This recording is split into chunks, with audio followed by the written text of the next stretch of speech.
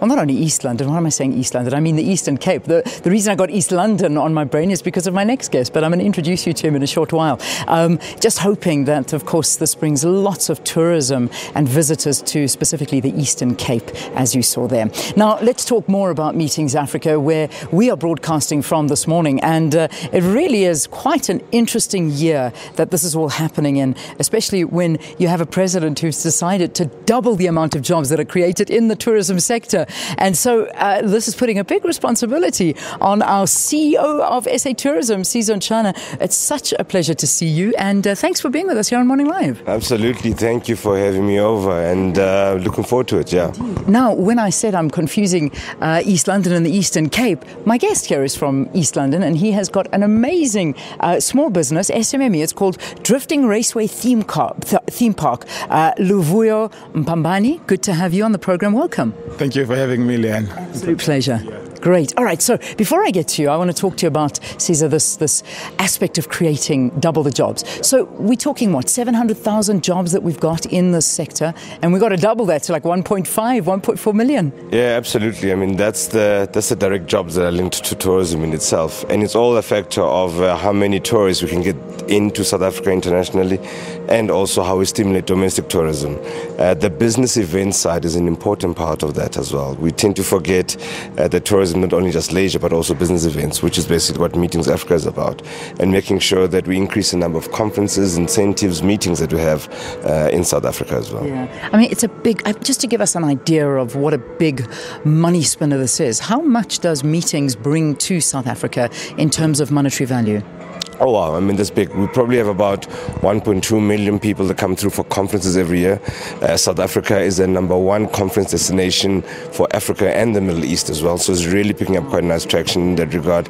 It forms about 10% basically of our total tourism contribution. We want to increase that quite substantially, and this is why we're making this annual investment in terms of showcasing our capabilities to the world as what we can do around conferencing. Yeah. Look, I mean, let's be realistic. Cape Town, I imagine, is right up there when it comes to these conferences. Is it #1? Yeah, I mean, Cape Town is definitely #1 in terms of South Africa, that is.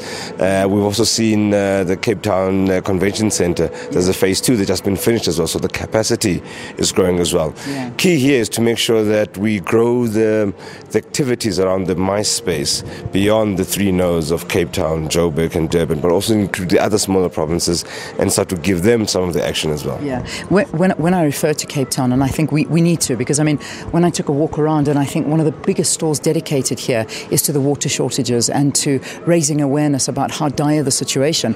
This must be impacting tourism and also bookings and conferences in Cape Town. I mean, is this causing a bit of a problem when it comes to creating money and people wanting to go to Cape Town and the ability to host so many people? Sure. Look, I mean, it's definitely a reality.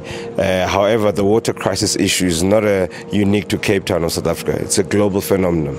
World-class cities, Los Angeles, Sao Paulo right now is going through water crisis, Beijing as well.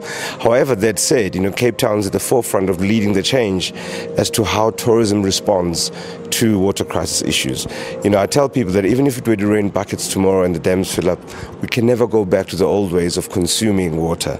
This is the new norm, basically, that we're putting together in that perspective.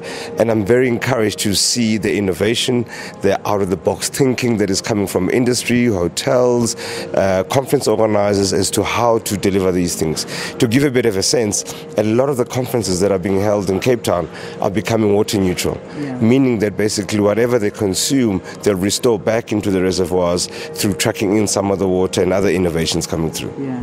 Luvuyo, I'm going to quickly talk to you as well. You've got a business operating in the Eastern Cape, in East London, Drifting Raceway Theme Park. Talk to me about this. What is it all about? Drifting Raceway Theme Park, it is a mixture of culture and adventure.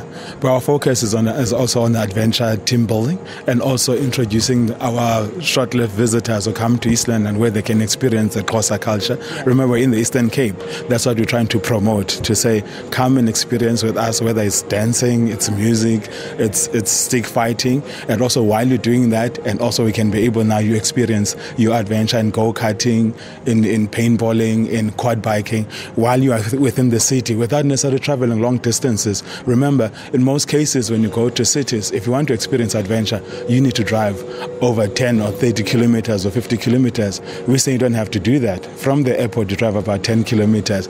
Less than 10 minutes to our drifting raceway theme park. If you're at Vincent Mall, it is closer. It is in a close proximity. So we bring it closer to the people, whether you have a car or you don't have a car.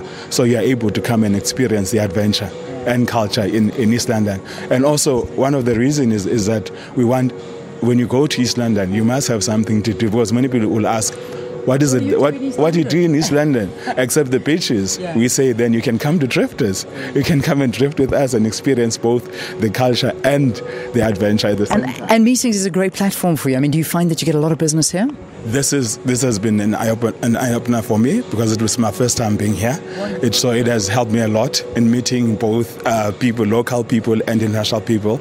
In my stall yesterday, I met guys from China, from also up north in Africa, and also guys from the Middle East and also the USA, which is something that I would not have an opportunity to have if it was not because of the Meetings Africa. Excellent. Well, we wish you the best of luck. Enjoy it, bask in this, and I hope you get lots of business out of this. Sisa, you got a new minister. It's the news time. I have to go to the studio, but just quickly your response to Derek once again coming back into the portfolio.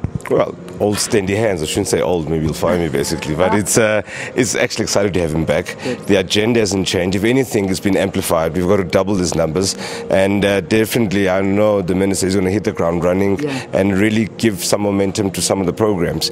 Key to note as well is that when we look at growth, we have to make sure that it includes new players in, such as this kind of business, that bring in different experiences so that we can make inclusive growth basically of this tourism sector. All right, Sisa, thank you very much for talking to us. Sisa Ntshona, of course, is the CEO of SA Tourism, talking to us here at Meetings Africa.